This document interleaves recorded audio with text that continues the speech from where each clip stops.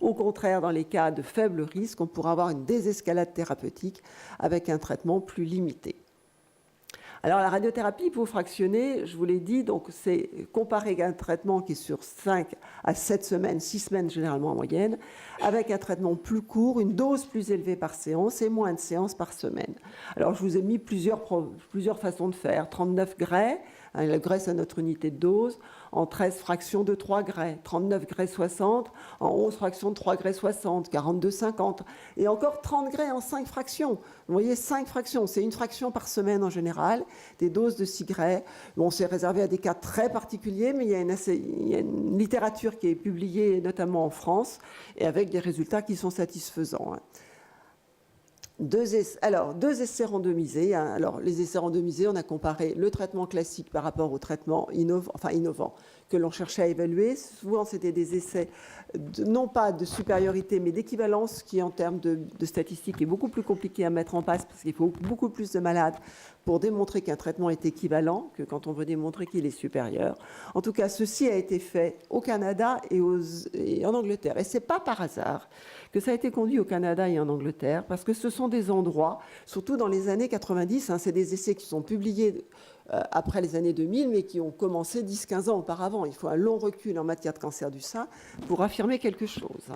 Donc ces essais ont montré que c'était équivalent chez les femmes de plus de 50 ans, des tumeurs de petite taille, moins de 2 cm, sans envahissement ganglionnaire. Vous voyez, tous les facteurs pronostiques favorables que je vous ai montrés tout à l'heure, qui étaient à droite, sur ce côté droit de la diapositive.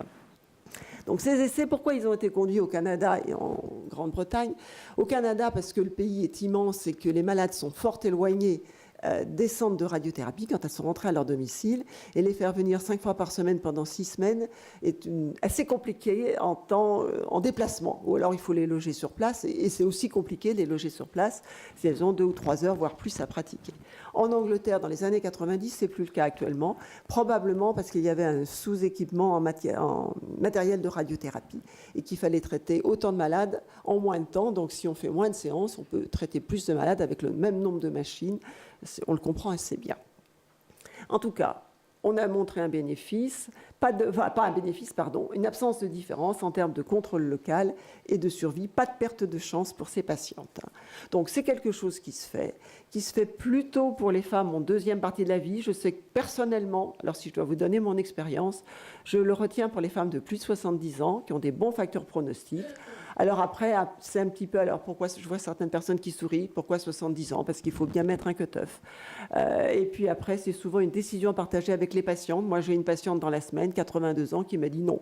Moi, tant pis, je ferai mes kilomètres, mais je veux venir 5 fois par semaine. Le traitement le plus classique, habituel, qu'on connaît, qu'on connaît depuis 25 ans. Voilà. Bon, d'autres, au contraire, plus jeunes, qui me disent non, moi, je suis très occupée, j'ai autre chose à faire, je ne veux pas faire la distance, je viendrai moins souvent. Donc là, il peut y avoir une discussion quand on reste dans ces indications de pronostic très favorables et surtout d'absence d'irradiation des aires ganglionnaires, parce que je n'oserais pas irradier de façon hypofractionnée le creux susclaviculaire où il y a des racines nerveuses avec un risque d'atteinte neurologique.